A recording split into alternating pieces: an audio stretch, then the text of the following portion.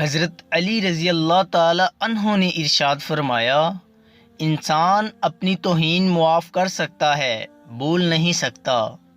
کبھی نہ گرنا کمال نہیں بلکہ گر کے سنبھل جانا کمال ہے۔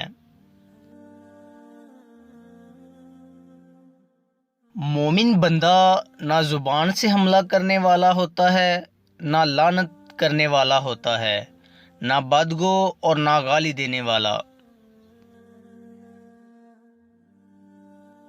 انصاف یہ نہیں کہ بدگمانی پر فیصلہ کر دیا جائے۔ جب عقل پختہ ہو جاتی ہے، باتیں کم ہو جاتی ہیں۔ کوئی تمہارا دل دکھائے تو ناراض مت ہونا، کیونکہ قدرت کا قانون ہے، جس درخت کا پھل زیادہ میٹھا ہوتا ہے، لوگ پتھر بھی اسی کو مارتے ہیں۔ اگر زندگی کو ہمیشہ خوشیوں کے ساتھ گزارنا چاہتے ہو تو غم زدہ لوگوں کے غم سنا کرو، کبھی دکھی نہیں رہو گے۔ لفظ انسان کے غلام ہوتے ہیں، مگر صرف بولنے سے پہلے تک۔ بولنے کے بعد انسان اپنے الفاظ کا غلام بن جاتا ہے۔ کوئی کسی سے نہ ڈرے سوائے گناہ کے، اور نہ کوئی کسی سے امید رکھے سوائے اللہ کے۔ کسی کی مدد کرتے وقت اس کے چہرے کی جانب مت دیکھو، ہو سکتا ہے اس کی شرمندہ آنکھیں تمہارے دل میں غرور کا بیج بو دے۔ چیزیں جب کم ہو جاتی ہیں تو قیمتی ہو جاتی ہیں، لیکن علم جب زیادہ ہوتا ہے تب لائق عزت ہوتا ہے۔ خوشگوار ترین زندگی اس شخص کی ہے جو اللہ تعالیٰ کی تقسیم کردہ رزق پر راضی ہو۔ جس انسان میں وفاداری نہیں، اس سے دوستی کا مطلب ہے خود کو ذلیل کرنا۔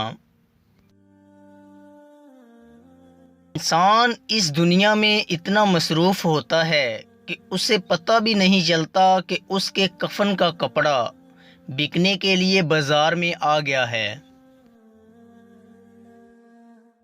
اپنے علم کو جہل اور اپنے یقین کو شک نہ بناؤ۔